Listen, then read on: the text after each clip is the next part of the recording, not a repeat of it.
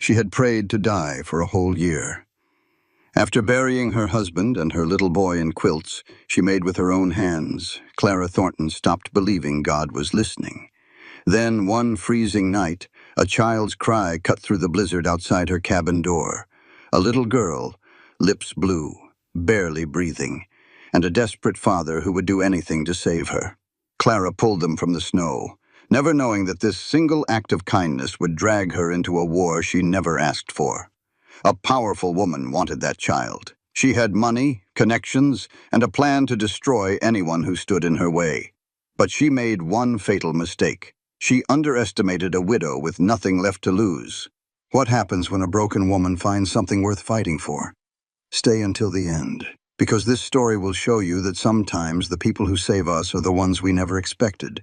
This story teaches us that opening your door to a stranger can open a door inside yourself you thought was locked forever. It reminds us that family is not about blood. It is about who shows up when the storm hits and refuses to leave. Sometimes the worst chapter of your life is just preparing you for the best one. And the courage to start over is the greatest gift you can give yourself. If this story moved you, leave a comment and tell me, have you ever found hope in the most unexpected place? I read every single one. Hit that like button if you believe broken people deserve second chances. Subscribe and turn on notifications so you never miss a story that reminds you how strong you truly are. Share this with someone who needs to hear that their best days are still ahead. Your share might be the sign they have been waiting for. The winter of 1875 came down hard on the Colorado mountains. Clara Jane Thornton watched the sky turn a bruised purple from her cabin window. For 3 days, the world had been vanishing under a blanket of white. She saw her reflection in the cold glass, hollow cheeks and tired eyes. "Does not matter," she whispered. "Nobody is coming to see." Her world was one room, one hearth, and one bed. A rifle hung over the door, and a Bible sat on the table, untouched since the funeral. It had been 4 years since she buried her husband Thomas and her boy Samuel. She wrapped them in the very quilts she had made for their future. Clara turned from the window and took stock of her life. Half a sack of flour, a bit of hard cheese, some dried meat, and 3 potatoes. It might last a week. She had survived worse. By noon, the wind was howling like a cornered animal. Clara stuffed rags into the cracks in the walls, feeding the fire with wood she chopped herself. Thomas would have fixed those gaps, she thought, then stopped herself. Talking to the dead was a habit she had mostly kicked. By evening, the blizzard was a screaming white wall. Clara barred the door and told herself the sounds were just the wind. Then a cry cut through the storm, a child's cry. Her blood ran cold. She grabbed the rifle and threw the door open. Snow hit her like a fist. She squinted into the fury, her heart pounding. Then she saw it, a small shape stumbling through the deep snow. Clara did not think. She just ran. The snow grabbed at her legs and the cold burned her lungs. "Hold on!" she shouted into the wind. "I am coming!" The small shape fell. Clara pushed forward, 20 feet, then 10, then 5. A little girl lay face down, her coat far too thin for this cold. She was not moving. Clara dropped to her knees and turned her over. The child's lips were blue, but her eyes fluttered open. "Mama," the girl whispered. Clara's heart seized. For a moment she saw her own son, Samuel. "I am not your mama," Clara said, her voice rough. "But I will get you inside." A man's voice, ragged with fear, called out, "Lily!" He appeared from the storm, tall and wild-eyed. He reached for the child. "She ran," he gasped. "Saw a light." "Inside," Clara ordered. "Now, both of you." The man lifted the girl, and Clara led them back through the blizzard. When they reached the porch, she shoved the door open. They fell into the warmth of the small cabin. Clara slammed the door and barred it against the storm. The man was on his knees, holding the child to his chest, shaking from cold and fear. His coat was fine wool, now soaked and ruined. His boots were expensive. This man had money. "What in God's name are you doing out here?" she demanded. The man looked up. His eyes were gray, full of a grief she knew well. "We got lost," he said. "The horses bolted in the storm. We have been walking for hours." "With a child?" Clara asked. "Were you trying to get her killed?" Pain flashed across his face. "We were visiting my wife's grave, up on Miller's Ridge." Clara's anger vanished. She knew that ridge and the pioneer cemetery where it took 3 men to dig one grave in the hard ground. "I am sorry," she said quietly. The man shook his head. "She needs to get warm. Please." Clara moved without a second thought. She pulled the good quilt from her bed. The quilt still smelled like home from before the fever. She wrapped it around the little girl. "Get her by the fire. I will heat some broth." The man carried his daughter to the hearth. He moved like a man running on sheer will. Clara hung a pot over the fire and added the last of her venison broth. It was not much, not for 3 people, but she would manage. "Lily," the man said softly. "Lily, can you hear me?" The child stirred. "Papa, I am here." He pressed his forehead to hers. "You are safe now." Lily's eyes found Clara. Her face was pale, but her eyes were curious. "Are you an angel?" she asked. Clara almost smiled. "No, child. Just a woman with a fire." The man looked up at her, and for a long moment, the only sounds were the crackling fire and the wind outside. "Thank you," he said at last. His voice broke. "I do not know how to—" "You do not need to thank me," Clara said, turning back to the broth. "You need to get out of those wet clothes." "There is a blanket in the chest by the bed," she said. He hesitated for a second. "I'm not going to look," Clara said plainly. A small smile touched his face, making him look younger. He did as she said. She kept her back turned until he was wrapped in the blanket, his fine clothes steaming by the fire. "The broth is thin," she warned, pouring it into bowls. "But it is hot." She gave the largest share to Lily. "What do you say, sweetheart?" the man prompted. "Thank you, ma'am," Lily whispered. "My name is Clara," she said. The man nodded as he took his bowl. "I am Nathaniel, Nate, and this is Lily." Clara sat with them, eating her small portion of broth. She tried not to think about how she had just shortened her own survival. Some things were more important than food. Soon, Lily's eyes began to close. "She can have the bed," Clara said. "I will sleep by the fire. We cannot take your bed." "I was not asking," she replied. Nate looked at her, his expression changing. "You are giving us everything you have." "I am giving you shelter," Clara corrected him. "That broth was the last of your meat." Clara's jaw set. "You always notice so much?" "It is a habit," he said, almost smiling. "A bad one." Lily was now asleep on the floor. Nate gently lifted her and carried her to the bed. He tucked the quilt around her and kissed her forehead. Clara watched, her heart aching with a familiar pain. Her Thomas used to do that for Samuel every single night. She had to look away. "She has been through a lot," Nate said, returning to the fire. "Her mother—" He trailed off. "You do not have to tell me," Clara said. "I know grief." "But you saved our lives," he said. "It seems you should know who you saved." Clara poured the rest of the broth into his bowl. "Drink this. You're still shaking." He took the bowl. The firelight cast long shadows on his face, showing every line of exhaustion and sorrow. "Margaret passed on 2 years ago." Nate finally said, his voice quiet. "She was in childbirth. The baby was a boy. He did not make it either." Clara's hands stopped moving over her empty bowl. "I was up in Denver," Nate said, his tone empty of feeling. "Selling off some cattle. By the time I received the message, by the time I rode all the way back," he just shook his head. "They were both already in the ground." "That was not your fault. I should have been there. You had no way of knowing. I should have been there." When his eyes met hers, Clara saw the guilt that was eating him alive, a burden he would carry forever. A husband belongs with his wife. A father belongs with his family. I was out chasing money we did not even need. He stopped talking, his jaw tight. Clara understood that kind of silence. She had lived with it for 4 long years. I lost my husband and my son, she said softly. Typhoid fever. It took them both in the same week. I nursed them around the clock. Did every single thing the doctor told me to do, and they still died. That was not your fault either. She looked straight at him. Neither was yours. But we carry it all the same. We just do. Some days, she hugged herself tightly. Some days, that is all you have.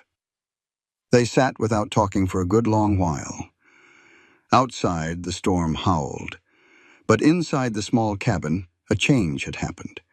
2 strangers, connected by loss, sharing the warmth of a single fire. I ought to pay you, Nate said after a time, for the meal and the shelter. I do not want your money. No, let me. I said no. Clara's voice was suddenly sharp. I did not pull you from a snowbank for money. I did it because it was the right thing to do.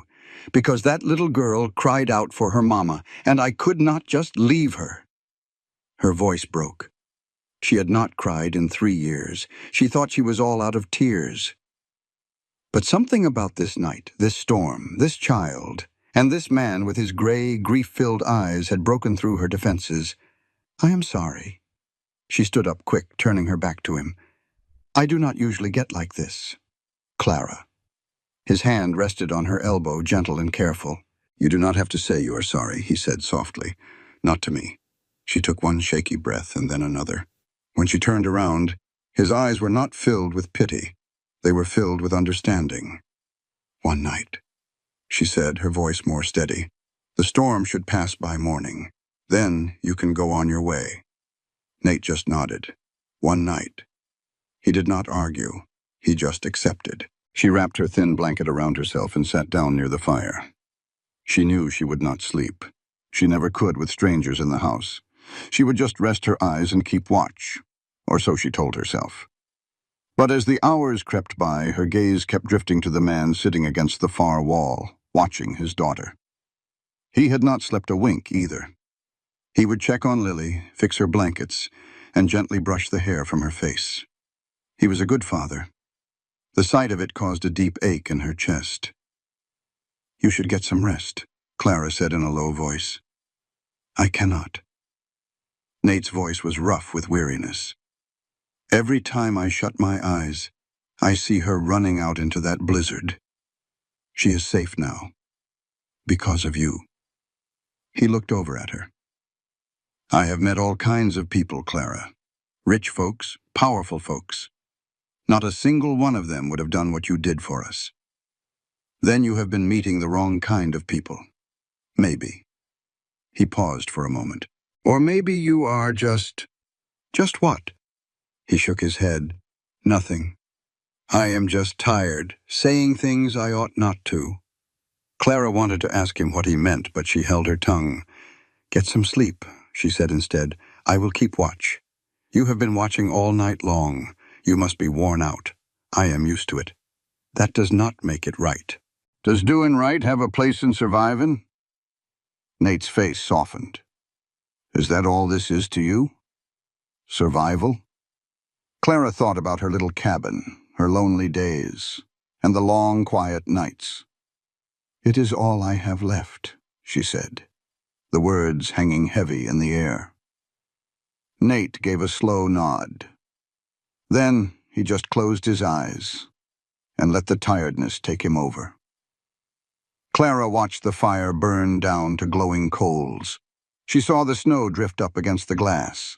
She watched the man and his little girl sleeping in her home, filling up spaces that had been empty for 4 long years. Something stirred deep in her chest. A dangerous feeling. Hope. She pushed it down right away. Hope was for fools. Hope got you hurt. They would be gone in the morning. Her life would go back to being quiet and alone, and this night would just be a memory. That is what she told herself. But as the sun started to light up the frosted window, Clara felt something she had not felt in years. She did not want them to leave. And that scared her more than any blizzard. Morning came, cold and gray. Clara woke up and found Nate was already awake, feeding her fire with logs she had stacked by the door. "You did not have to do that," she said, sitting up. He looked over his shoulder. "Could not sleep. Figured I would make myself useful." Lily was still sound asleep in the bed, her face calm. Clara hoped she was having happy dreams. Children deserve happy dreams. "Storm is still going," Nate said. Clara went to the window. He was right. The snow was still coming down, lighter now, but steady. The whole world was just a blur of white. "Could be another day," she said. "Maybe two." Nate's jaw got tight. "We have taken too much from you already." "You have taken what I offered," Clara shot back. "Do not insult me by pretending I am some charity case." "Can you afford it?" The question was straight and honest. Clara's silence was his answer. "Let me help," Nate said. "I can hunt. I can fish. I will earn our keep. I have hunted in weather worse than this." "That is foolish." "Maybe," he said, reaching for his damp coat. "But I will not sit here and eat your food if I did not help get it." She knew that look. It was pride. She had worn it herself enough times. "There are traps down by the creek," she said, finally giving in. "East side, about half a mile. If something is in 'em, it is yours." He was already heading for the door. "Nate." He stopped, his hand on the latch. "Be careful." Clara's voice was rough. "That little girl needs her father." A look flickered in his eyes. "That child needs more than I can give her." Before Clara could say a thing, he was gone, swallowed up by the snow. She stared at the door for a long minute. Then she turned and saw Lily was awake, just watching her. "He is coming back," the little girl said, her voice sure as anything. "He is." Clara sat down on the bed. "Of course he is. My mama did not come back." Lily's dark eyes looked too old for her small face. "She went to heaven and did not come back." The words felt like a punch. Clara remembered her own Samuel asking for her to come back, and she had promised she would. A promise she broke every single day just by living when he could not. "Your papa is strong," Clara said. "He will come back." "Promise?" It was a child's question, simple and asking for everything. Clara knew she should not promise. She could not control the storm or fate, but Lily's eyes were so bright with hope. "I promise," Clara heard herself say. Lily gave her the first real smile Clara had seen, and something inside Clara's chest cracked open a little more. "Are you a mama?" Lily asked. Clara's breath hitched. "I was. Once." "What happened?" Clara's throat felt tight. "He went to heaven, just like your mama." Lily thought about that for a second. Then she reached out her small, warm hand and took Clara's. "I am sorry," she said, all serious. "That is very sad." Clara could not speak. She just sat there holding this stranger's child's hand, feeling tears she thought had dried up years ago burning in her eyes. "Do you miss him?" Lily asked. "Every day."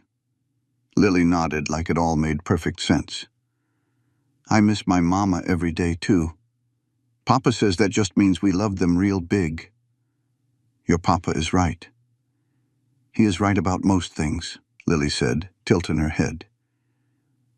"He is sad a lot, though. Like you." Clara blinked. "Like me?" "You have the same kind of eyes," Lily said. "The kind that look far away even when you're looking right at something." "How old are you?" Clara asked, changing the subject. 6 3/4. "You are very smart for 6 3/4. Lily's face lit up. "My mama always said that, too." Her smile faded a little. "I try to remember everything she told me," Clara squeezed her hand. "You will not forget the important parts. The love that stays." "Promise?" There was that word again. "Promise," Clara said. They sat there in a comfortable quiet, listening to the fire crackle while the storm howled. Clara started telling Lily about Samuel, his laugh, the way he would chase the chickens. Lily listened to every word, then told Clara about her own mother, how she sang songs at night and made the best apple pie. It was just two strangers sharing pieces of the people they had lost. It hurt, but it was a good kind of hurt. By the time Nate came back, half froze, with 2 rabbits in his hands, Clara and Lily were not strangers anymore. "See? I told you he would come back," Lily said with a grin. Nate looked right at Clara. He did not say a word, but his eyes were full of a thanks so deep it made her look away. "Fool," she said, taking the rabbits from him. "You could have died out there." "It was worth it," he said, shaking snow from his coat. "A man earns his keep." Clara almost smiled. "Says who?" "Says me," he said, meeting her eyes. "And my father before me." She looked down at the fat rabbits. They would have enough meat for days. "Well then, I reckon you have earned another night's stay," she said. Nate's smile was quick, but it was real. "Reckon I have." That night they ate good. Clara made a thick stew with the meat and some potatoes she had been saving. They sat around the fire and Lily told jokes she had learned from cowboys back home. "Why did the cow go to the picture show?" she asked, giggling. "I do not know," Nate said, playing along. "Why?" "To see the movies," Clara laughed. A real laugh. The sound was rusty and felt strange coming from her own mouth. Lily beamed with pride. Later, after the little girl was asleep, Nate and Clara sat by the fire. The storm had finally quieted down. "She likes you," Nate said softly. "She is a sweet girl." "She has not always been," he said, staring into the coals. "After Margaret died, she did not speak for 3 months. The doctor said it was the shock. I thought—" He swallowed hard. "I thought I had lost her too." Clara's heart ached for him. But she came back. Slowly. Still. There are days she wakes up screaming. "I just do not know how to—" He trailed off. "I do not know how to be enough for her." "You are enough." "Am I?" he asked, his eyes filled with doubt.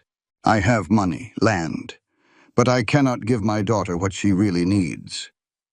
"What is that?" "A mother," he said, the word sounding broken. "Someone to teach her things I do not know how to do. Braid her hair, answer her questions." He shook his head. "I try, Lord knows I try, but I am failing her." Clara thought of Lily's bright eyes and easy laugh. "That child is happy," she said with force. "She is hurting, yes, but she is happy. You did that." "She is happy now. With you," he said. The words hung in the air between them. Clara felt her breath catch. "Nate, I am not—" He held up a hand. "I am not asking for anything. I I notice things. The way she looks at you, how she laughed tonight. She has not laughed like that since—" He stopped himself. "Since her mother died," he finished. The fire popped and the wind whispered through the trees. "I am not her mother," Clara said. "I know. I am just a widow in the woods with nothing to offer." "You offered us everything," Nate's voice was strong. "Your food, your shelter. You did not have to. Most people would not have. What could I possibly want from you?" "Nothing," he said, his eyes burning into hers. "That is the point. You did it because it was the right thing to do, because you are—" He stopped again. "Because I am what?" He just shook his head. "Get some rest. We will be out of your hair tomorrow." Clara should have felt relieved. She wanted them gone, did she not? Her quiet solitude, her safe, empty life. But seeing Nate near his sleeping daughter, his hand gently resting on her, Clara felt a pang of regret for the first time in 4 long years. She didn't want them to leave, and she had no earthly idea what to do about it.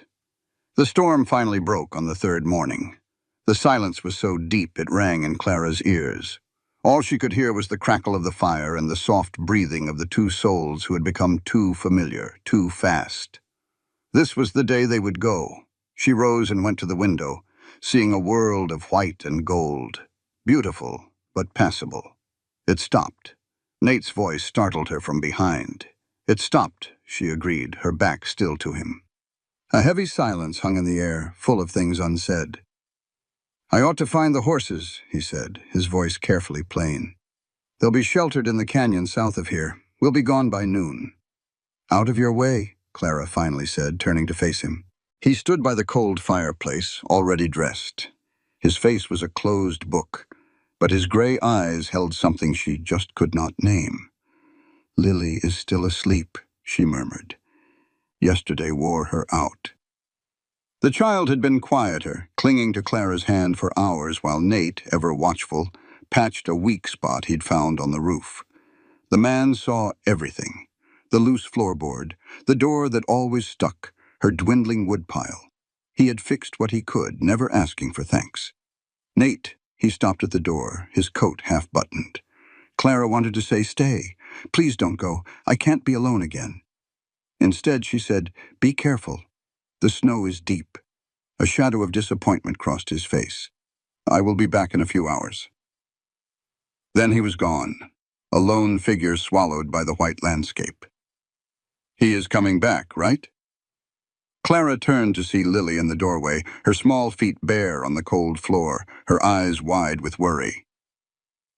"He is coming back," Clara said, her voice more certain than she felt. "He just went to find your horses." "Oh," Lily said, relaxing just a little. Clara knelt and took the little girl's hands. "Goodness, Lily, let's get you by the fire. Your feet are like ice." They huddled together under quilts as Clara poked the flames back to life. Lily leaned against her. "Easy as you please."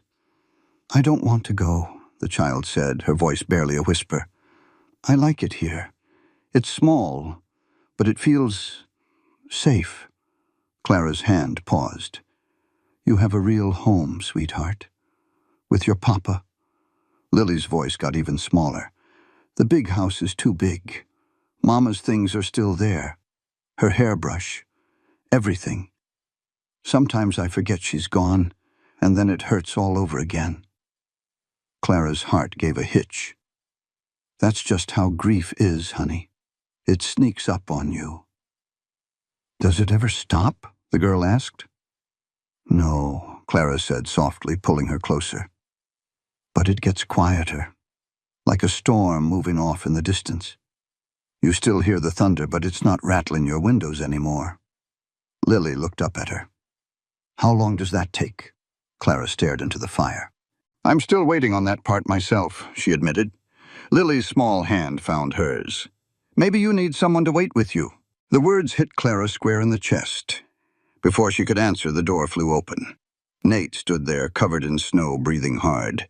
His face was a mask of worry. "Found the horses," he said, "both of them."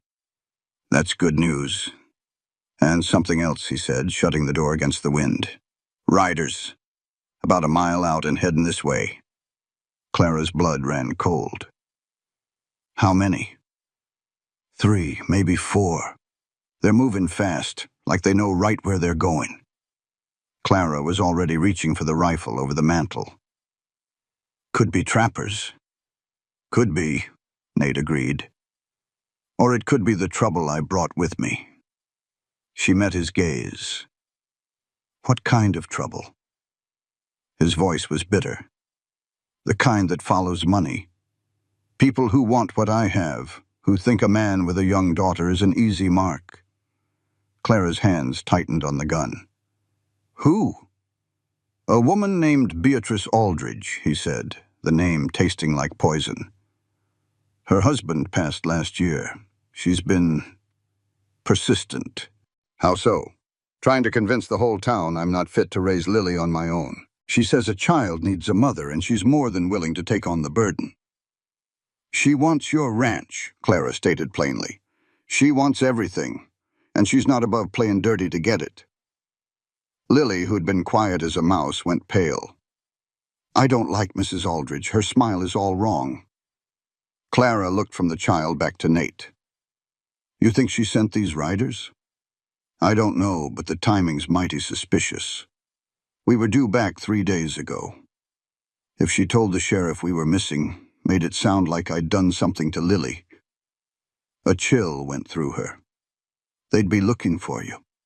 Nate's face was grim. And if they find me here, with a woman they don't know, well, that story writes itself. You need to hide, Clara said, her mind made up. What? There's a root cellar under the floor, she said, already pulling back the old rug to show the trapdoor. Get in, both of you. Clara, I can't let you face them alone. You can, and you will, she said, her eyes flashing. If they're looking for trouble, let them find a lonely widow instead of the man they've been told to look for. But if they hurt you... They won't, she said, hefting the rifle. This ain't my first dance with unwelcome visitors. Nate still hesitated, but Lily tugged on his coat. Papa, Miss Clara knows what she's doing. He looked from his daughter to Clara, and finally gave a single sharp nod. If anything happens, the ranch is called Harlan's Ridge. 2 days' ride southwest. Find my foreman, Silas. He'll know what to do. Nate, nothing will happen, I promise. He held her gaze a moment longer, then lifted Lily and climbed down into the dark. Clara handed him a lantern and a blanket. Stay quiet, no matter what you hear. Clara, his voice came up from the shadows. Thank you. She shut the door before she could change her mind, put the rug back, and took a deep breath. The rifle felt solid and familiar in her hands. She moved to the window to wait. 20 minutes later, they appeared. 4 riders, just like Nate said. One man, who looked to be the leader, swung down from his horse. He was a big fella with a hard face and a deputy's badge pinned to his chest. Clara opened the door before he could knock. Afternoon, ma'am, he said, tipping his hat. But his eyes were already busy searching her cabin. Name's Deputy Silas Tucker. We're looking for a man and a little girl. Got a report they went missing. Clara kept her face like stone. Missing, you say? I've been snowed in for 3 days, Deputy. Haven't seen a soul. Tucker's eyes narrowed. You mind if we take a look around? I surely do mind, Clara said, not moving from the doorway. This is my land. I don't know you, and I don't take kindly to strangers wanting to barge into my home. You got a warrant? His jaw tightened. This is a rescue, ma'am, not a police matter. Then you won't mind moving on to look somewhere else, she said, her grip tight on the rifle she held just inside the door. I told you, I haven't seen anyone. Strange, a woman living all the way out here by herself, Tucker said, his eyes boring into hers. Not many folks mind their own business either, Clara shot back. And yet, here we are. The deputy's face turned red. For a second, she thought he'd push past her. His gaze dropped to the rifle. If you see them, he said finally, you send word to town. There's a lady real concerned about that little girl. I'm sure there is, Clara said, her voice dripping ice. He paused. Something you want to say, ma'am? Clara gave him a smile that didn't touch her eyes. I think you've said enough, Deputy. Safe travels. And she closed the door right in his face. She watched through the window as they argued, then finally rode off. An hour later, when she was sure they were gone for good, she opened the trap door. Nate climbed out, his face pale but furious. I heard every word, Beatrice. She actually did it. She's trying to take my daughter from me. Then we stop her, Clara said. Nate looked at her, surprised. We? The word had just come out. You saved our lives, he said. Your debt is paid. Maybe this ain't about a debt, Clara replied, the words hanging in the air between them. Lily's eyes darted between the two adults, a little smile on her face. "So, you're coming with us?" she asked. Clara looked at Nate. His face was dead serious, asking a question with his eyes he wouldn't say out loud. "You don't have to do this," he said quietly. "You can go back to your life." Clara looked around the small cabin. It had been her shelter, her protector, and her prison. "My life," she said softly. She thought of Lily's hand in hers, and the way Nate looked at her across the fire. "What if I don't want that life anymore?" Nate drew a sharp breath. "Clara," she held up a hand, "I'm not promising forever. But those men will be back. When they don't find you on the trail, they'll come back here. It's time I was moving on anyway." "Well then, come with us," Nate said, stepping closer. "Just until this whole business is settled. You can stay at the ranch. Silas will find you work, give you a room. When it is over, I will decide what is next." He nodded. "Fair enough." Lily squealed and hugged Clara's legs. "You're coming. You are really coming." Clara's hand landed in the child's soft hair. "Reckon I am," she whispered, wondering what in the world she was doing. She had no plan, just a rifle and a promise from two strangers who felt like home. It was likely the most foolish thing she had ever done. It was also the first time in 4 years she had truly felt alive. They left within the hour.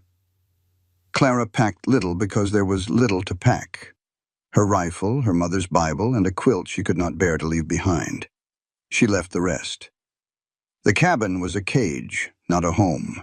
Nate's horse carried them both. Clara sat behind him, her arms at his waist, trying to ignore his warmth. Lily rode the other horse like she was born to it. 2 days to the ranch, Nate said. We will stay off the main roads. Let them watch. His voice was hard as iron. I am done with running. They rode through the deep snow under a clear sky, covering a good 15 miles by nightfall. They camped in a hollow, keeping the fire small. Lily was asleep in a heartbeat, curled up between them. Nate spoke quiet. You ought to get some rest. So should you. I cannot. The noise in my head is too loud. Clara understood. She just sat and waited. Beatrice showed up at the ranch about 6 months after my Margaret passed. He finally said she brought food, offered sympathies, and seemed decent enough. But then she started planting seeds, saying Lily needed a woman around, hinting that I could not handle it all by myself. At first I figured she was just trying to be helpful. Then I saw she was building a case against me, to take Lily. His voice went flat. She has connections. Half the town council owes her late husband a favor. If she can paint me as unfit, they will side with her. You are a good father. He stabbed at the fire. It does not matter what is true. It only matters what folks believe, and Beatrice is a master at making people believe her version of things. What is she really after? Clara asked. She cannot just take your child. There are laws. She wants to marry me. Nate's lip curled with distaste. That way she gets the land, the cattle, the whole operation. Since I will not agree, she aims to ruin me another way, by taking the only thing that matters. Clara's hands balled into fists. She remembered her own helplessness when the fever took her family. But this was not a sickness. This was a person, and a person could be fought. Then we fight, she said, her voice steady. Nate looked up, startled. I do not know how yet, Clara went on. But I know one thing for sure. That woman is not getting her hands on this little girl. Not while I'm still drawing breath. Something in Nate's face changed. Surprise, then a flicker of hope. You hardly know us. I know enough. Clara held his gaze across the fire. I know Lily lost her mama too young. And I know you are doing your best against impossible odds. I know you fixed my roof without me asking and hunted for us in a blizzard. She took a breath. And I know what it feels like to lose it all and have to keep on living. Anyone who would use a child to get what they want does not deserve to win. Why are you doing this? He asked after a long silence. For real? Clara looked at Lily, sleeping so soundly. She looked at this man who had crashed into her life like a Texas storm. Because 4 years ago I prayed to die, she said softly. For a whole year I begged God to take me too, but he did not. I thought he had forgotten me, but maybe— She paused. Maybe he was just waiting for me to be ready. Ready for what? Nate asked. Clara could not say the words, but he nodded like he understood all the same. Get some sleep, he said. It is a long ride tomorrow. Clara laid down and pulled Lily close. The child mumbled and burrowed against her, trusting completely. For the first time in years, Clara did not dream of the dead. Morning was cold and bright. They ate dried meat and hardtack as they rode. Lily chattered on about the ranch foreman, a man named Silas. He is a little grumpy, she told Clara, but he makes mighty fine biscuits. Well, that is a useful skill. That is what Papa says. You will like him. Papa says what matters most is that he is loyal and true. Clara saw Nate scan the trees up ahead. Trouble? She asked. Not sure. He reined in his horse. I thought I saw something. They stopped and listened. The woods were dead quiet. Too quiet. Clara, Nate's voice was low. You take Lily and ride east. There is a town called Miller's Creek. I am not leaving you. If something happens, she has to get to safety. Nothing is going to happen. Clara, I said no. She pushed her horse up right beside his. We face this together. Before he could argue, 3 riders appeared from the woods. These were not deputies. These were hard men, the kind you hire for trouble. The man in the lead offered a smile full of brown teeth. Mr. Harlan, Miss Aldridge sends her best. Nate's hand went to his rifle. I do not want trouble. Should not have made any then. The man's eyes drifted to Clara. Who is this? The new wife? That is none of your business. See, that is where you are wrong. Everything about you is Miss Aldridge's business. She is worried. A little girl lost in a storm. Her daddy acting strange. Folks are starting to whisper. Let them. The man's smile got wider. The sheriff is real interested in having a chat with you. Wants to know where you have been and who you have been with. His eyes crawled over Clara again. I am sure it is all innocent, he drawled. But a pretty widow living all alone? Well, people will talk. Clara's blood ran hot. You got something to say? Say it plain. The man chuckled. This one has got some fire. Then you will love this. In one smooth motion, Clara raised her rifle. Ride out now, or I will put a bullet between your eyes. The man's smile vanished. His friends' hands drifted toward their guns. The air went tight. Easy now, the leader said. No need for that. Then leave. Can't do that. Miss Aldridge is expecting us. Clara fired. The shot screamed past his ear, close enough to draw blood. The man's horse reared in panic. He clung to the saddle horn, his face pale with shock. That was a warning, Clara said, her voice calm as a frozen lake. The next one will not be. For a long moment, nobody breathed. Then the leader let out a sharp, surprised laugh. Well, I will be, he said, checking his bleeding ear. You are not just a pretty face after all. I am a widow who has buried everyone she ever loved.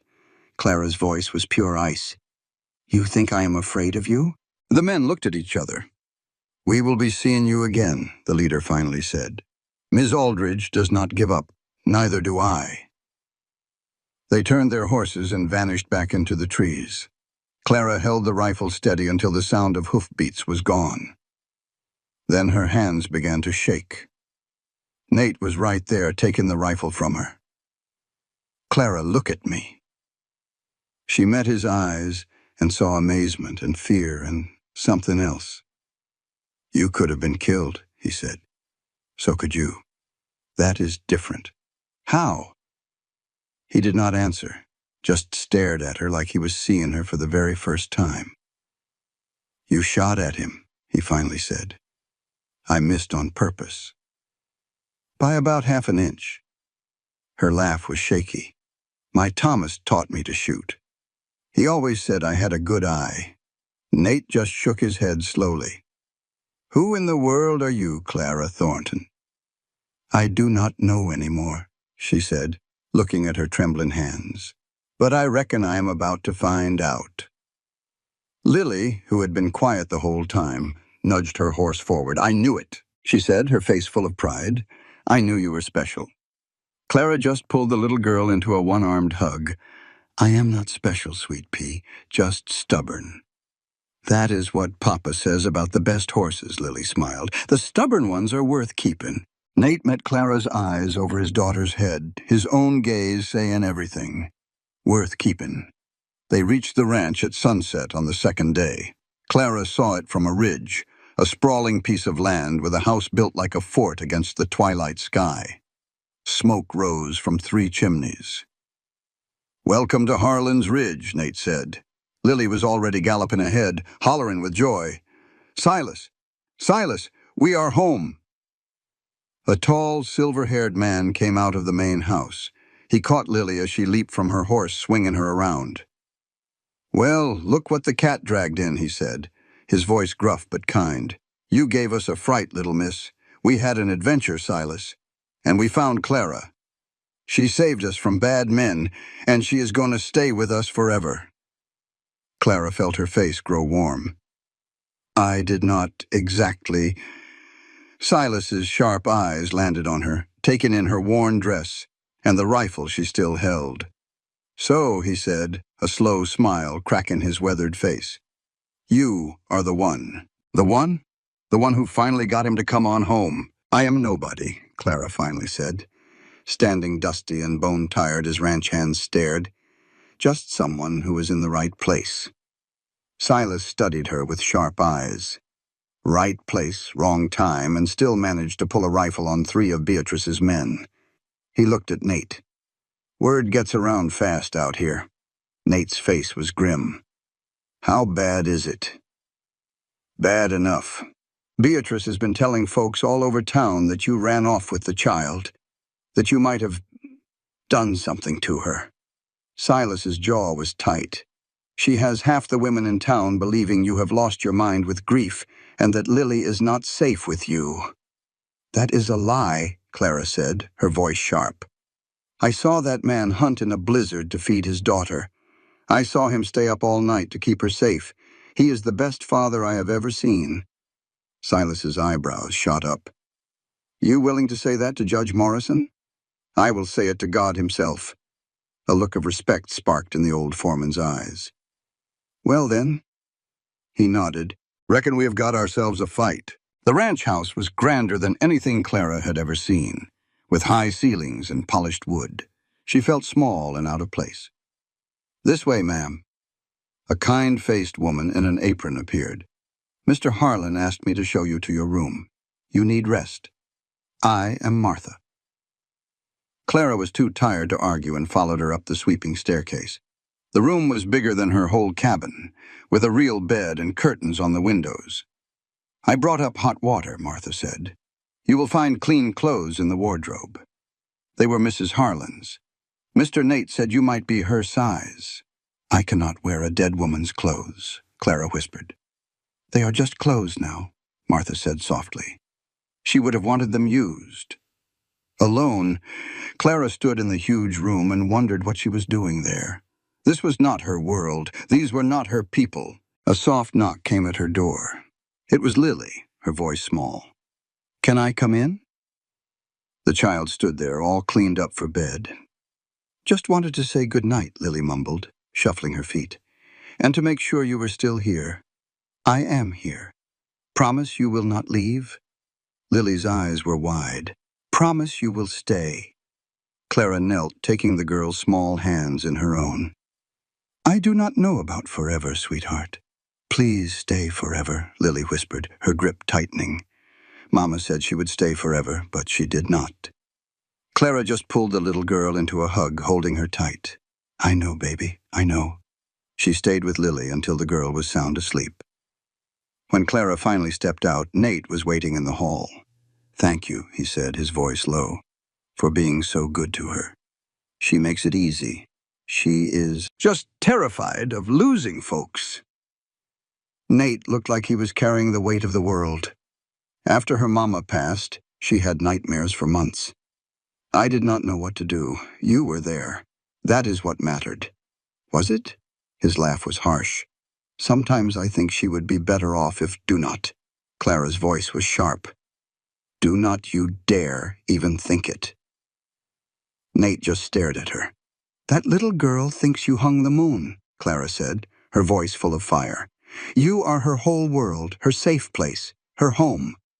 She poked a finger into his chest. And if you believe for 1 second that some money-grubbing woman could be better for her, then you are not the man I took you for. Nate caught her hand, his touch surprisingly gentle. What man do you take me for, Clara? The question hit her like a punch. Because, he said softly, I think you might see a man I forgot how to be. Clara pulled her hand back, her face hot. Get some rest, she muttered. We have a fight ahead of us. She shut the door before he could say another word. The next morning brought trouble right to their doorstep. Clara heard shouting and hurried downstairs. Nate was on the porch with a man in a city suit. The man's voice was slick as oil. Mr. Harland, Mrs. Aldridge just wants what is best for the child. What is best is for her to be with me, her father. The court may not agree, seeing as you vanished for 3 days. It was a blizzard. I was keeping my daughter from freezing to death. Clara stepped out onto the porch right then. The lawyer's eyes landed on her. And who is this? None of your concern, Nate growled. Oh, but it is, the man said with a cold smile. The petition mentions concerns about unsuitable company in Lily's life. Clara felt a chill run down her spine. I beg your pardon? A mysterious woman all alone out here, taking in a man and his child for days. You can guess how a judge might see that.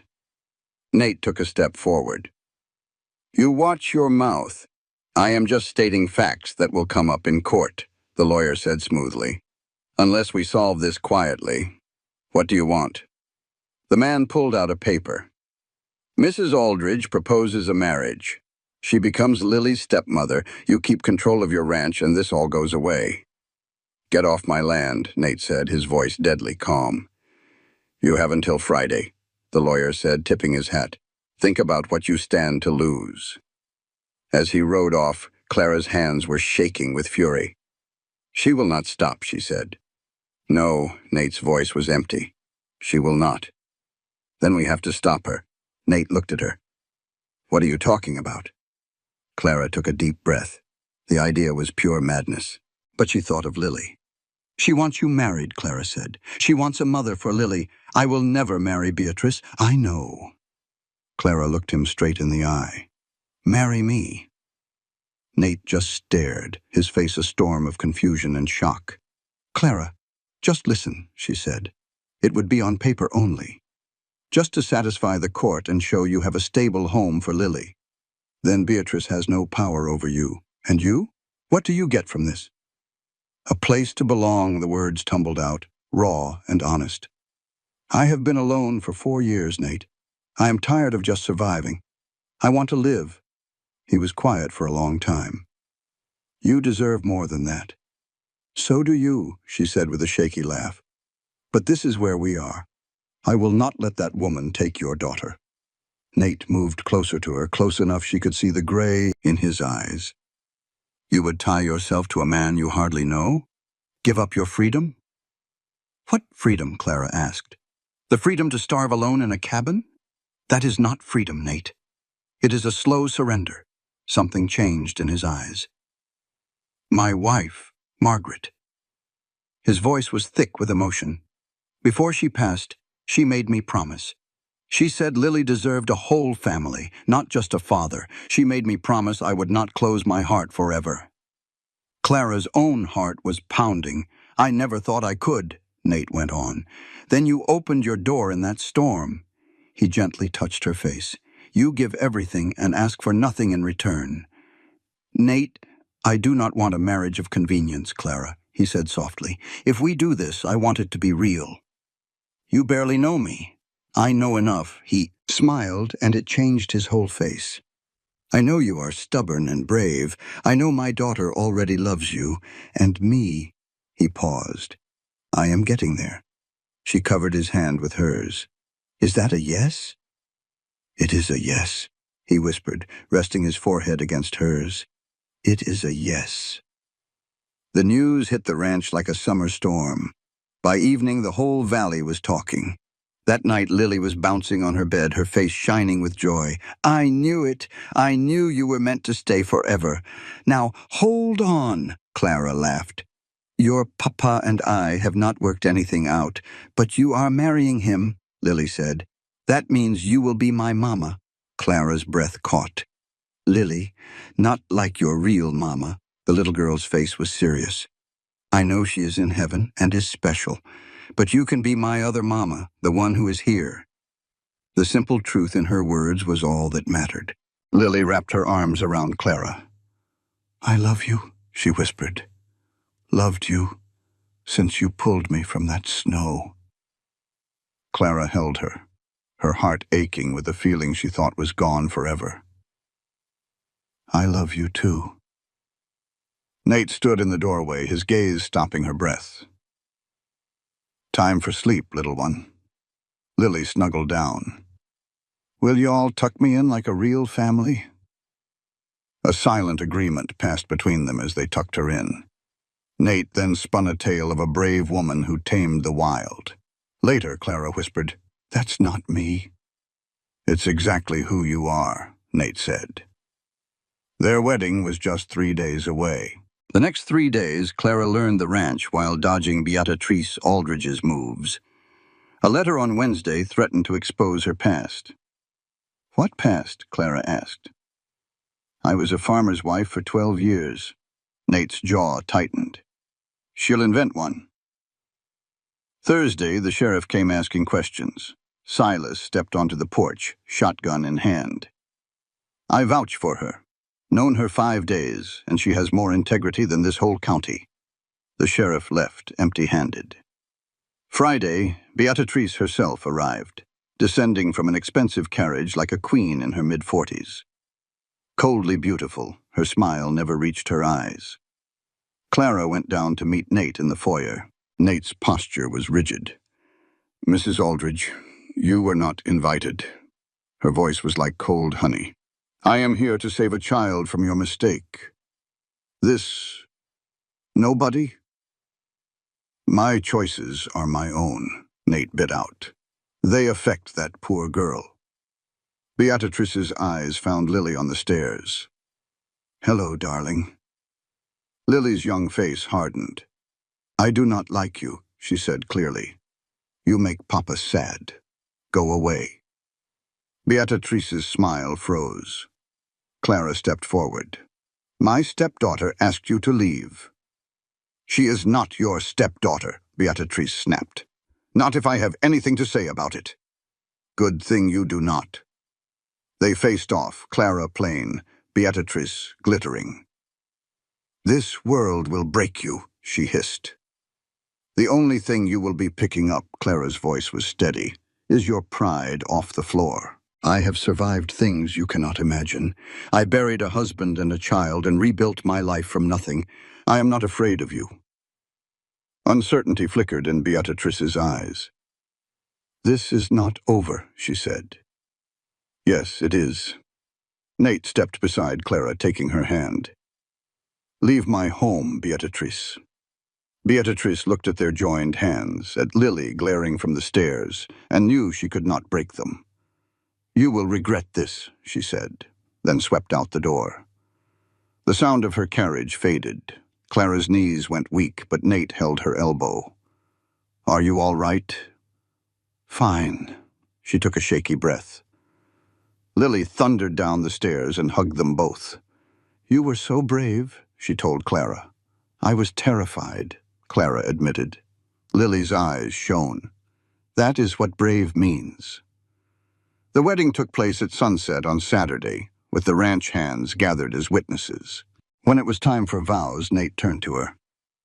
"I am not one for pretty words," he said quietly, "but I promise to work every day to be worthy of you and to protect you." Clara's eyes burned. I cannot promise perfection, she answered. But I promise to stay, to fight for this family and to love your daughter as my own. She paused. And to learn to love you, if you will let me. His smile was everything. All the time in the world. The preacher pronounced them married. Nate kissed her, gentle and full of questions. Lily launched herself at Clara with a joyful cry. "Mama." Clara held her, and her own tears finally fell. That night on the porch, Nate asked, "Second thoughts?" "Hundreds," Clara laughed softly. "But none of them matter." He took her hand. "I meant what I said about learning to love you." Clara's voice was quiet. "I am not there yet. There is still Margaret and Thomas." "I know." Nate's voice was gentle. "We have both got ghosts. But I want to try. For us." He lifted her hand and kissed her knuckles. "Then we try," he said. "Together." They stood there, two wounded people choosing hope over fear. Inside, their daughter slept. Outside, the night was wide and full of possibilities. Clara thought of her empty cabin and felt no longing for it. "It is getting cold," Nate said. "We should go in." "Thank you," she said quietly. "For what?" "For getting lost in my woods." He laughed, warm and surprised. "Thank you for opening the door." For the first time in 4 years, Clara believed in tomorrow. They got 2 weeks of peace, and Clara almost believed the fight was over. She fell into the rhythm of the ranch, learning the hands and the horses. Nate was patient, kind. He was courting his own wife, a thought that made her smile. Then Friday came. She was in the garden with Lily when a rider came in a cloud of dust, his horse wild-eyed. "Mrs. Harland," he yelled, pulling up hard. "You need to come quick. It is Mr. Nate." Her blood ran cold. "What happened?" "An accident. South pasture. His horse threw him." The rider swallowed hard. "He's hurt bad, ma'am. Real bad." Lily's small fingers crushed Clara's hand. "Papa!" Without thinking, Clara scooped Lily into her arms and ran. "Silas," she yelled, "get the wagon ready." The foreman met her halfway, his face grim. He saw the look on the rider's face and knew. "You go on," he told Clara. "I'll fetch the doctor." Clara spurred her horse harder than she ever had, Lily clinging to her back. It was 3 miles of frozen, unforgiving land. A prayer was stuck in her throat. "Please, not another one. I can't bury another one." She saw the ranch hands first, standing in a quiet circle with their hats in their hands. She jumped off the horse before it even stopped. "Let me through." They made a path. Nate was on the ground, his skin a pale gray. His leg was bent at an angle that made her sick. Blood stained his pants. "Nate," she whispered, dropping to her knees. "Can you hear me?" His eyes fluttered open, filled with pain. "Clara," he rasped. "Lily? She's safe, right here." Clara took his hand. It was ice cold. "What happened?" "Horse got spooked," he mumbled. "Stupid snake. Don't talk. Just save your strength." "Clara," he gripped her hand tighter. "Listen, if I don't—" "Stop." "I said stop it." Clara's voice broke. "You are not dying. Not after I survived everything else just to lose you to some spooked horse." A flicker of a smile crossed his face. "Bossy," he whispered. "You're damn right." Clara turned to the nearest man. "How long for the doctor?" "An hour, maybe more." That was too long. The patch of red on his leg was growing. "Get me rope," she commanded. "Clean rags and whiskey, too. And I need someone to hold him down." The men jumped to it.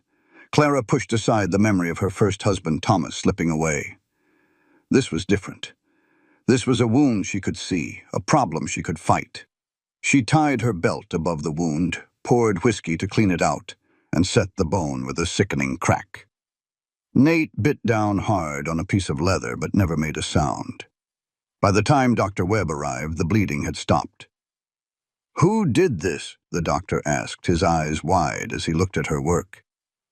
"This is remarkable." "Will he live?" Clara asked, her voice steady. "Because of this tourniquet, yes. The bone is set clean, too." The doctor looked at her with a newfound respect. "You saved his life, Mrs. Harland." Clara's legs finally buckled. She sank to the frozen ground as the men loaded Nate onto the wagon. Lily crawled into her lap, crying, but Clara couldn't shed a tear. If she started, she knew she would never stop. They brought Nate home at sunset, but she never left his bedside. She was still there, holding his hand when he woke up around midnight. "Clara," he said, his voice weak. "Where else would I be?" He managed a small smile. I thought I was a goner." "Not on my watch," she said. His fingers tightened on hers. "All I could think of was you and Lily. About leaving you alone." "You're not leaving us," she said, her throat tight. "I know," he breathed. "You wouldn't let me." "The doctor says you'll be laid up for a good long while. Months, maybe. That bone was a bad break." "Then you'll have to run things," Nate said, his eyes clear and serious. "The ranch, the men, everything." "What?" "I don't know the first thing about running a ranch." "You'll learn," he said, his belief in her absolute. "You learned how to survive in the wild. You can do this. I trust you, Clara." He kissed her knuckles. This man, who had turned her whole world around, believed in her more than she did. "All right," she said softly. "I'll try." She went downstairs at dawn to face the ranch hands. She could feel them sizing her up as she walked to the head of the table. A woman giving them orders. "I know what you're thinking," she started, her voice firm. "I'm new to this. I've only been married to your boss for 2 weeks." A few men shuffled their feet. "But here is what I do know," Clara said, her voice like steel. "I know how to work, and I know how to hold things together when they're falling apart. Mr. Harlan trusts me, and that's what matters." She looked each man in the eye. "So, we can do this the hard way, or we can do it the smart way. You teach me what I need to know, and I'll work harder than any of you to see this ranch through." The room was dead silent. Then Silas stood up. "You heard the lady," he said gruffly, and started giving out orders. The men moved, a little slow at first, but they moved. Clara let out a long breath. "Thank you," she said to Silas. "Don't thank me yet," the old foreman warned. "That was the easy part. They'll test you. Show any weakness, and they'll eat you alive." "Then I won't," she promised, and he just smiled. "No," he said.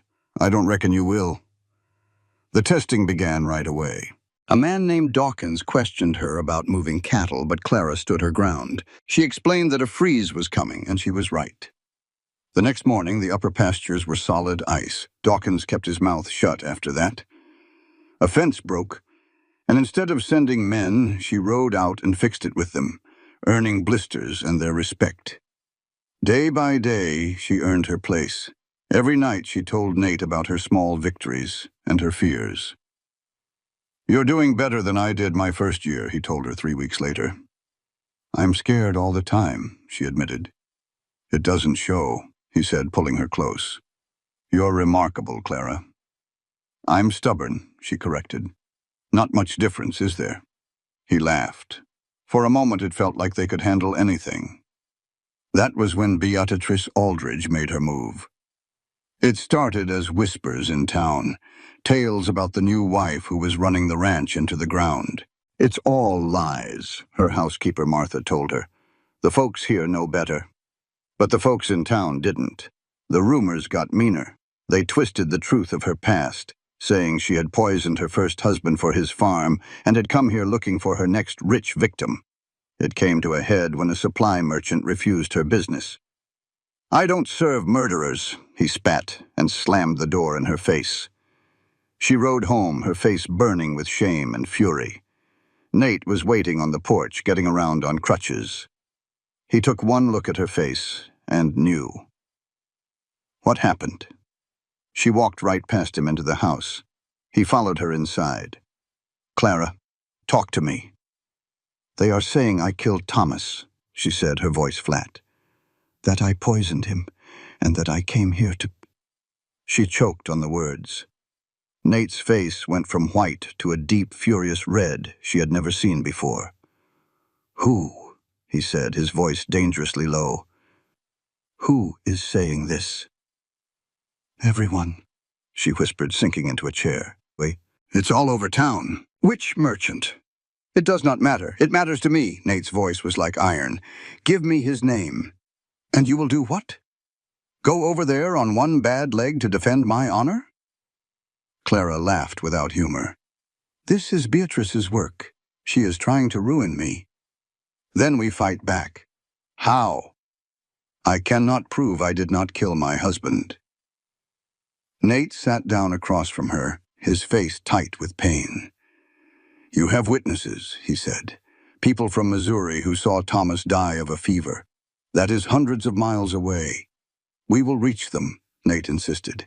We will write letters and gather statements. We will build a case so strong her lies fall apart. That could take months. Then it takes months. His hand covered hers. I am not letting her win, Clara. He was ready to go to war for her. Why? She whispered. Why do you keep fighting for me? His answer was quiet and simple. Because I love you. Clara forgot how to breathe. You do not have to say it back, Nate said gently. I just needed you to know. You are not alone, and you will never be again. She just stared at him. This man who had stumbled into her cabin during a blizzard. He had seen her at her lowest, her absolute worst, and still he chose her. Her voice caught in her throat. He just smiled softly. It is all right. Take your time. But something deep inside her had shifted. She looked at him and saw something new, something that felt both terrifying and wonderful, and so very right. She leaned forward and gave him a kiss that said everything her words could not. He pulled her closer, his hands in her hair. The world faded away until it was just the two of them. When they finally pulled apart, breathing hard, she realized tears were streaming down her face. I think, she managed to say, I think I might love you too. Nate's smile was like the sun coming up after a long, hard winter. Good. Do not make me say it again, she laughed. I would not dream of it. For the first time in 4 long years, she felt a flicker of real hope. An hour later, Lily found them holding hands. Does this mean you are heart married now? Not just paper married? Clara and Nate shared a look. Yeah, sweetheart, he said. I reckon it does. Good, Lily beamed. Because I told everyone at church you were the best mama in the whole world. Then her face darkened. That mean lady, Mrs. Aldridge, was there. She said bad things about you, that you came from nothing and would go back to nothing. Lily stuck her chin out. So I told her she was wrong. I said my real mama would have loved you. A quiet stillness fell over the room. Nate's hand found Clara's shoulder, his grip firm. And what did Mrs. Aldridge do then? Clara asked. She got real mad, Lily grinned. Her face turned red as a tomato, and she just walked away. A fierce pride rose up in Clara's chest. It felt like fire. You are right, she said, hugging Lily tight. Your real mama would have loved me because she raised the most wonderful child in the world.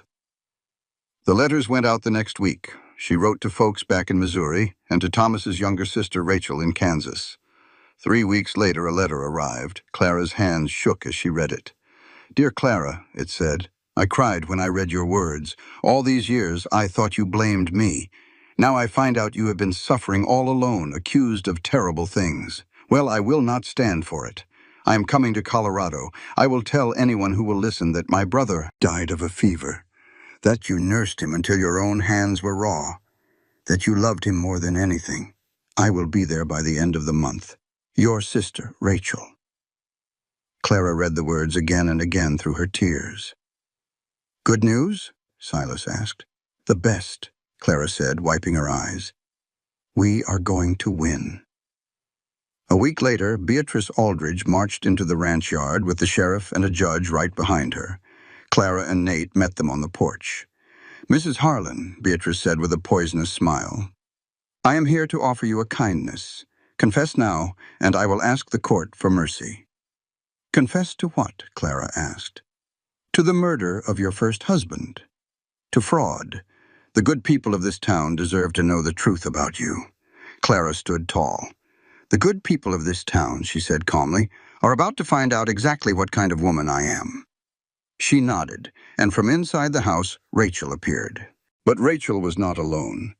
Behind her was the doctor who treated Thomas, the pastor from his funeral, and a dozen other neighbors from Missouri. They had all been arriving for days, waiting for this very moment. "These people have come a long way," Clara said. "They have proof my husband died from a fever, and that I loved him. And they have something else, something you cannot fight." "What is that?" Beatrice asked, her face turning pale. "The truth." Rachel stepped forward. "My name is Rachel Thornan. Thomas was my brother. I watched him die of typhoid fever, and I watched his wife nearly kill herself trying to save him. Anyone who says different is a liar." One by one, the others spoke. They painted a picture of a devoted wife and a woman with unshakable integrity. When they finished, the silence was heavy. The judge cleared his throat. "Mrs. Aldridge," he said, "it seems your accusations are baseless." "They are lying," Beatrice shrieked. "She must have paid them." "I have heard enough," the judge said sharply. "This matter is closed." As the men turned to leave, Clara walked slowly toward Beatrice. "You tried to take everything from me," she said quietly. "My name, my family, my home." "You do not belong here," Beatrice sneered. "Maybe not," Clara said, leaning closer, "but I am here, and I am staying, and there is not a single thing you can do about it." She turned her back and walked to Nate's side. "Ready to go inside?" he asked. Clara looked at her house, at the friends who had crossed states for her, and at Lily, who was grinning from the window. "Yeah," she said, "I am ready." That night, the ranch had a celebration. Martha cooked a feast, and the ranch hands played fiddles and guitars. Rachel danced with Silas, and Lily twirled between Clara and Nate until she was too tired to stand. "I need some air," Clara said, handing the sleeping child to Nate. She stepped out onto the porch, under a sky filled with stars. Rachel joined her a moment later.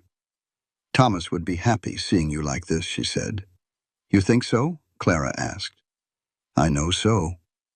He always said you were too strong to let grief waste you." Looks like he was right. "I wasted 4 years," Clara said. "You survived 4 years," Rachel corrected her gently. "That is not the same thing." "Thank you," Clara said, "for coming, for everything." "Family fights for family," Rachel smiled. "That is what Thomas always said." When Clara went back inside, Nate was waiting by the fire with Lily asleep in his arms. "Everything all right?" he asked. Clara looked at her husband, her daughter, and the home she had fought so hard to keep. "Everything," she said, "is finally perfect." "Everything is perfect," she said, and for the first time she truly meant it. Spring arrived early that year, melting the ice and bringing green shoots from the frozen ground. The world was waking up, and so was she. 3 months had passed since they had won against Beatrice. 3 months of healing. Rachel, who had stayed all winter and filled the house with laughter, now stood on the porch with her bags packed. "You do not have to go," Clara said again. "Yes, I do." Rachel smiled. "Y'all do not need me anymore. You are a family now." Clara hugged her tightly. "You are our family too. Always." "I know," Rachel said, her voice thick with emotion. "That is why I can leave." Lily ran from the barn, her face streaked with tears. "Do not go, Aunt Rachel." Rachel knelt and hugged the child close. "I will be back every summer, sweetheart. That is a promise." "You promise?" "Cross my heart," Rachel said, smiling through her own tears. Just a regular promise. A cross-my-heart promise. Heart. Rachel kissed her forehead. And besides, someone has to bring you those birthday gifts in person. You cannot trust the mail with something that important. Lily let out a little laugh through her tears. I want a music box, the kind with the little dancing lady. Well then, a music box is exactly what you are going to get. Soon the stagecoach rumbled up the road.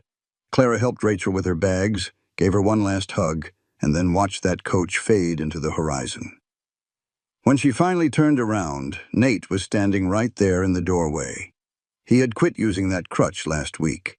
His leg still gave him trouble when the weather turned cold, and it probably always would, but he walked with just a tiny limp. The town doctor called it a miracle. Clara just called it pure stubbornness. "Are you doing all right?" he asked her. "Yeah." She walked up the porch steps and he pulled her into a hug. Just saying a final goodbye to the past and a big hello to the future. She gave him a soft kiss. Something just like that.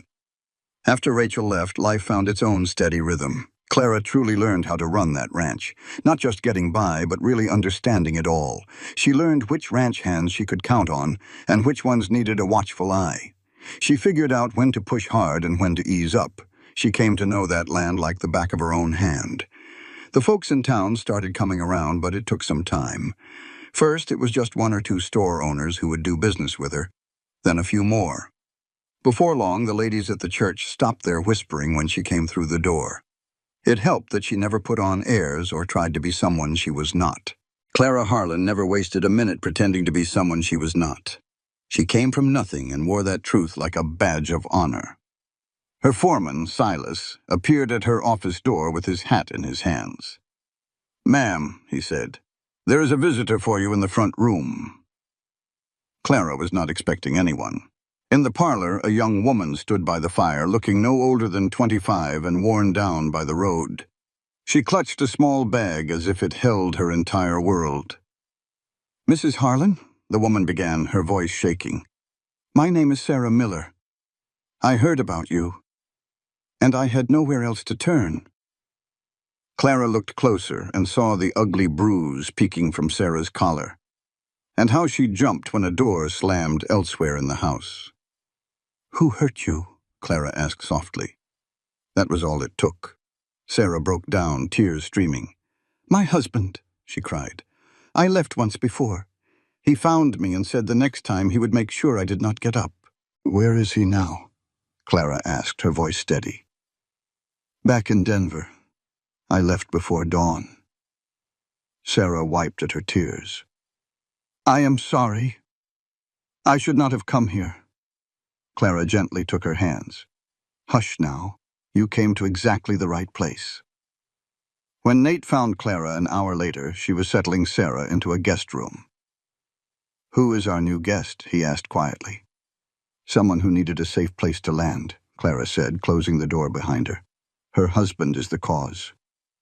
Nate's jaw tightened into a hard line.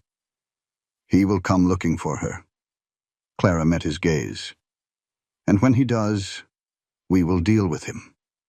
A silent understanding passed between them. "All right," Nate agreed. "We will deal with him." Word travels fast in the West. Within a month, 2 more women arrived, then 3 more. They came from big cities and small towns, some with children, all with scars you could see and scars you could not. Clara welcomed every last one. "You are running a refuge," Silas noted one evening. "I am helping people," she answered. But she knew he was right. Without planning it, she had built a sanctuary. "We are going to need more space if this keeps up," Clara said one day.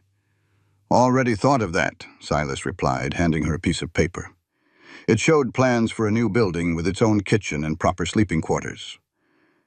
"When did you find time for this?" she asked, surprised. Silas almost smiled. "A man gets tired of just looking at cattle. Besides, what you are doing here is right." "That will take money," Clara said as Nate walked up behind them. "It is your money," she told him. "No," Nate said, putting his arm around her. "It is our money, and I cannot think of a better way to spend it." Summer arrived and brought a different kind of trouble. The new building was half complete when a rider galloped toward them, kicking up a cloud of dust. Clara's hand went straight to the pistol on her hip. "Easy," Nate said, standing beside her. "He is just a messenger."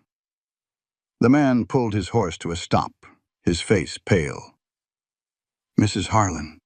Mr. Harlan," he said, out of breath. He swallowed hard. "Judge Morrison sent me. There is a custody petition." Clara's blood ran cold. "Beatrice?" she asked, but the man shook his head.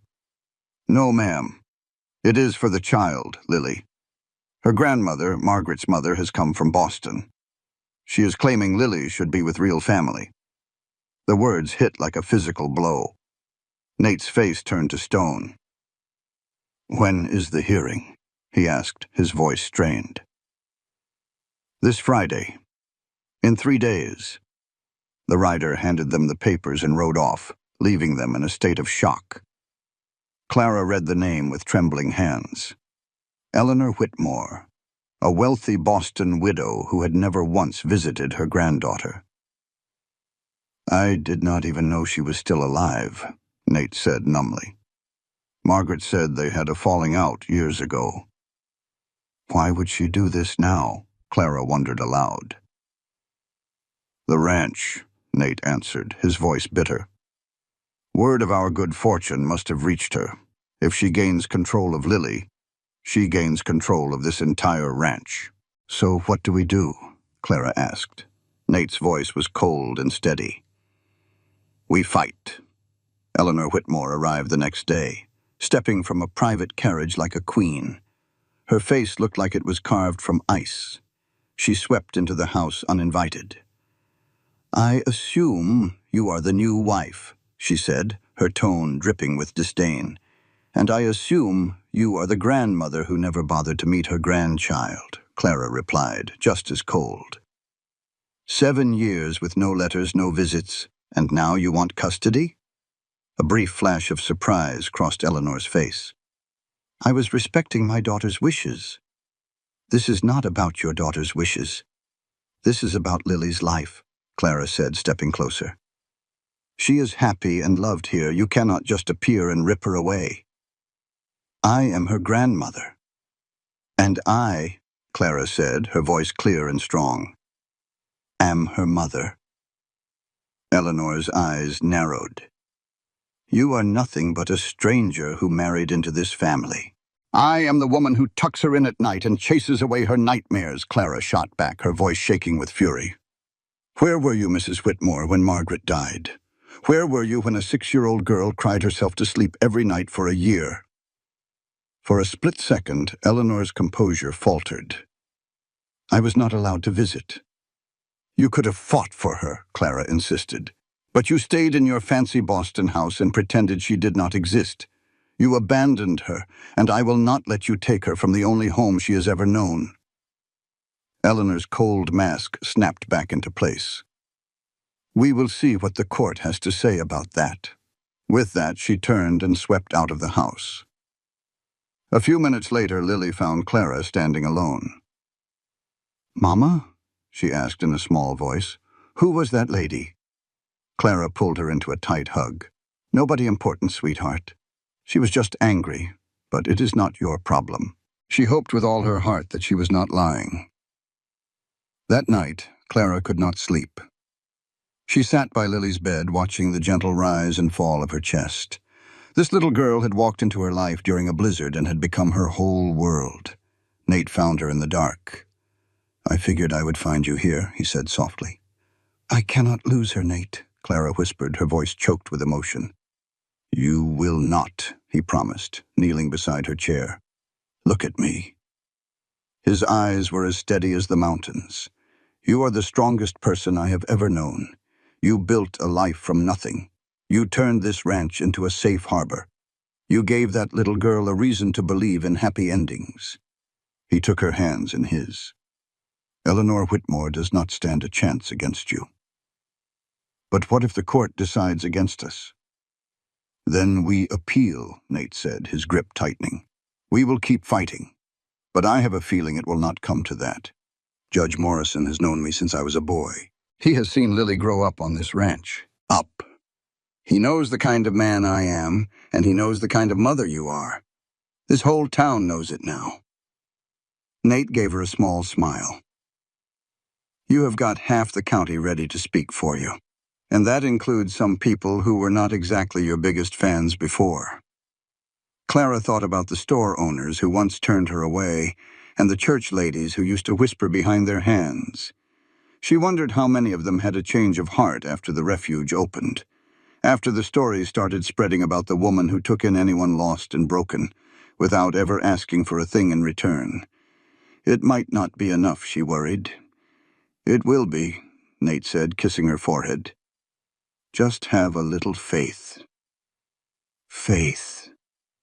It was such a simple word, but it was a terrifying thing to actually feel. But as she looked down at Lily's peaceful, sleeping face, Clara knew she did not have any other choice. The hearing was held in a courtroom so full you could not find an empty seat. Clara sat at the defendant's table with Nate right beside her. Lily was on her other side, squeezing her hand so tight it started to hurt. Across the aisle sat Eleanor Whitmore, with a couple of high-priced lawyers on either side of her. Her face looked like it was carved from stone. Judge Morrison finally took his seat. He was an older fellow with white hair and sharp eyes. He had the look of a man who had seen enough of people to know when they were putting on a show. "This court will come to order," he said, and banged his gavel. "We are here today to decide the custody of the child, Lily Grace Harlan. Mrs. Whitmore, you are the one who filed the petition, claiming the girl would be better off in your care. You may present your case." Eleanor's lawyer got to his feet. He was a slick fellow, all polished and smooth. He painted this picture of a poor, grieving grandmother who was kept from her only grandchild. He spoke of a father who had cut off all ties.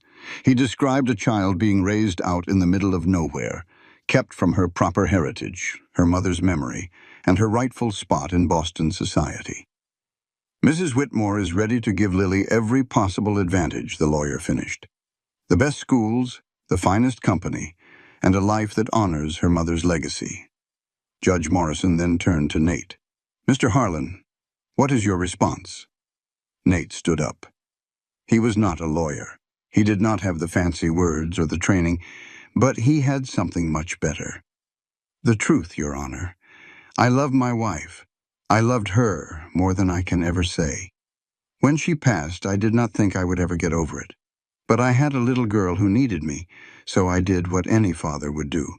I just kept on going." He shot a look at Eleanor. "My wife never, not once, spoke about her mother. Not in 7 whole years of marriage. I did not even know Mrs. Whitmore was still alive until just 3 days ago.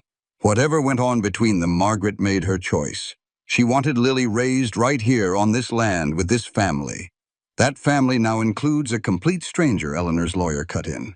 "A woman with no proper background, no education, and no connection to this child." "That woman," Nate said in a quiet, steady voice, "is the only reason my daughter smiles again." The courtroom went silent. Judge Morrison leaned forward. "Please continue." "After Margaret died, Lily did not speak a word for 3 months. She would not eat, she would not sleep. I tried everything I could think of. I took her to doctors. I tried medicines. I even prayed. Nothing seemed to work." Nate's voice cracked just a little. "Then Clara came into our lives. In less than a week, my little girl was laughing again. In a month, she was calling Clara her mama. He looked right at Clara, and his eyes were filled with love and thanks and a whole lot of fight. Clara Harlan is no stranger. She is the woman who saved my family. She is the one Lily runs to when she gets scared. She is the one who stays up with her all night long when the nightmares come. She is not perfect, and she would be the first to tell you so. But she loves my daughter with every single thing she has." He then turned to Eleanor. "Can you say the same, Mrs. Whitmore?" Eleanor's face just got tighter. She did not say a word. Judge Morrison looked over at Clara. "Mrs. Harlan, this court would like to hear from you now." Clara got to her feet, though her legs were shaking. "I am not going to stand here and pretend I belong in that world," she said. "I grew up with nothing, And I lost my first husband and my baby to a fever. I spent 4 long years all by myself in a cabin just trying to stay alive. I do not know which fork you are supposed to use at a fancy dinner. I cannot play the piano or speak French or do any of those things that Boston society thinks are so important. She took a deep breath. But I do know how to love. I know how to stand up and fight for people who cannot fight for themselves. And her voice broke for a second. I know what it means to choose somebody. Not because you are supposed to, but because they have become your entire world. She looked over at Lily, who was watching her with big, worried eyes. Lily may not have come from my body, but she grew right here in my soul. Every story I read her at bedtime, every scraped knee I cleaned and bandaged, every bad dream I chased away. She is my daughter, in every single way that counts. Clara turned back to the judge. I am not perfect. I know I will make mistakes, but I promise you I will never, ever walk away from her. And with all due respect to Mrs. Whitmore, I cannot say the same for a grandmother who was gone for 7 years and only came back when she heard there was money. Eleanor's lawyer jumped up from his chair. That is just speculation. Sit down, Judge Morrison said with a sharp voice. He looked at Clara for a long, hard moment. The child, he finally said. I would like to hear from the child. Lily looked at Clara and then at Nate. They both gave her a little nod. She stood up, looking so small but so brave, and she faced the judge. Lily, Judge Morrison said in a gentle voice, do you understand what is going on here today? Yes, sir. That lady wants to take me away from my home. And how does that make you feel? Lily's little chin lifted. Clara knew that look. It was pure, stubborn determination. I do not want to go. Her voice was clear and strong in the quiet courtroom. This is my home. Papa is my papa, and Clara is my mama. I have my own room with all my things and a horse named Buttercup, and I have friends at school. She paused for a moment, and her eyes started to fill with tears. My real mama is in heaven, she said, her voice a little softer now. I miss her every single day. But right before she died, she told me something. She told me to be brave, and to let other people love me, and not to be afraid of a new family. Lily looked right at Clara. Clara is my new family. She loves me. I know she does because she shows me every single day, not with fancy gifts or talk about fancy schools, but just by being there, by staying. She wiped at her eyes with her sleeve. Please, sir, do not make me leave. The entire courtroom was still. Judge Morrison cleared his throat, and when he finally spoke, his voice was a little rough. I have seen my share of custody battles in this courtroom. I have seen parents fight over their children like they were property. I have seen money passed around, and I've heard lawyers spin all kinds of tall tales. He paused. This is not one of those cases. He looked directly at Eleanor. Mrs. Whitmore, I have no doubt that you believe you are doing what is best for your granddaughter. But this child already has a home. She has a family. She has 2 parents who clearly love her more than anything. To pull her out of that now for any reason would cause harm that could never be fixed. Eleanor's face turned pale. Furthermore, the judge went on, I find it very troubling that you made no effort to see this family for 7 years, not one letter, not one visit, and no legal action until money was involved. Factor. His gaze turned to steel. I am not accusing you of anything, ma'am, but I am making a note of it. He struck the gavel down hard. Petition denied. Lily Grace Harland will stay with her father and stepmother. This court is adjourned. The room exploded with noise, but Clara could not hear it. She was holding Lily, who had thrown herself into her mother's arms. Mama, we won, she cried. We really won. Clara hugged her daughter close, the tears finally coming. They had won. They were going home. The journey back to the ranch was like a sweet dream. Lily talked the entire way, a happy stream of words about school, her horse, and what she wanted for supper. Clara let the sound fill the empty spaces fear had left behind. As they neared home, Nate took her hand. You know, he said softly, I believe I fall in love with you more each day. Clara looked at the man who had saved her, the man who gave her a family. Are you just now figuring that out? He laughed, a real deep laugh that made Lily giggle. I have known it since you aimed a rifle at 3 men and did not even blink. I just keep getting reminded. Clara squeezed his hand back. Good. I plan to keep reminding you for the next 50 years. Only 50? He teased. We can negotiate the rest. Nate kissed her then and there, as Lily groaned and covered her eyes. And Clara felt whole again, something she never thought possible. The ranch appeared just as the sun was setting. Silas was on the porch, waiting. When the wagon stopped, a wide grin spread across his old face. The whole town looked to be celebrating, he said.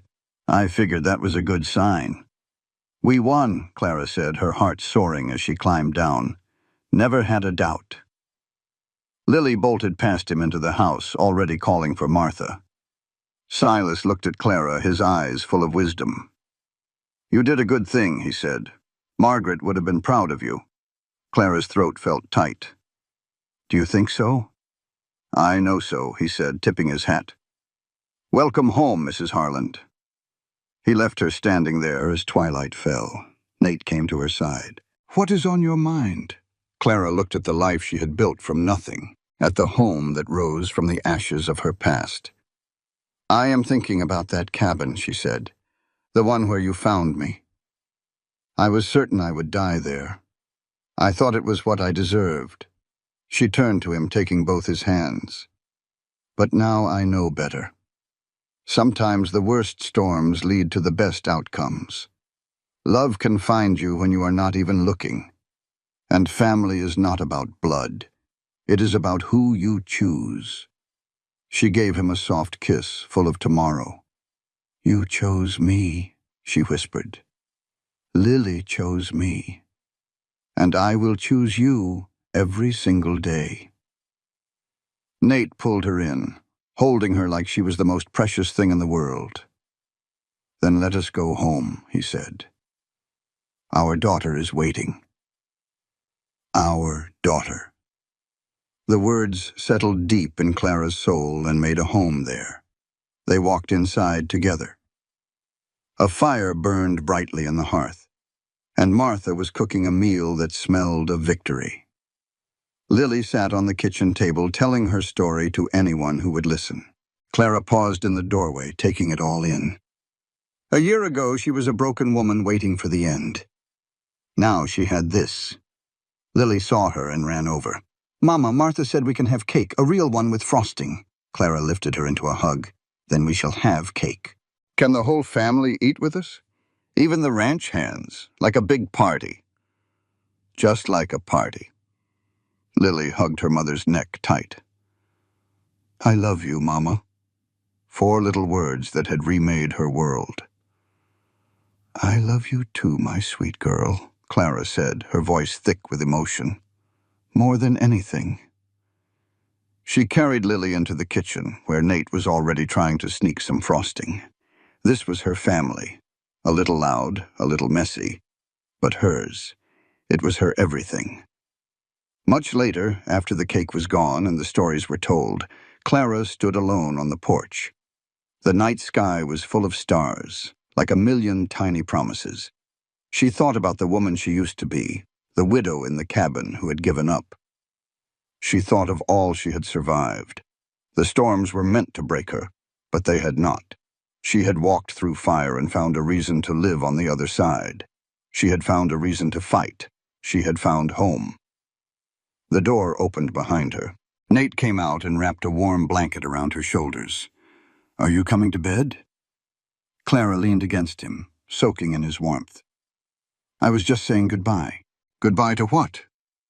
To the woman I was, she said with a small smile. She had her purpose. But I do not need her anymore. Nate kissed the top of her head. And who are you now?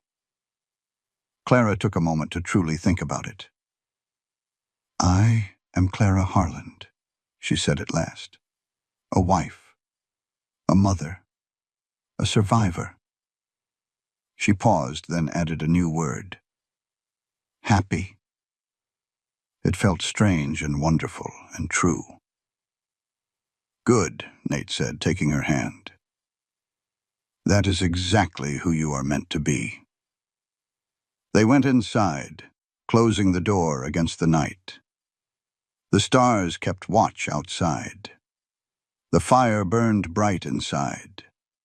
And in the morning, a new day would begin for a family made by storms and love, a home built on second chances. It was a life that proved that even the most broken things can be made beautiful once more. Clara had opened her door to a stranger in a blizzard, and in doing so, she had found her way back to herself. This content was carefully researched, developed, and manually edited by our team to deliver meaningful stories with valuable life lessons. Every narrative is crafted to entertain, inspire, and empower our audience. We believe that great stories can change lives, and we are committed to bringing you content that matters. Thank you for being part of our community.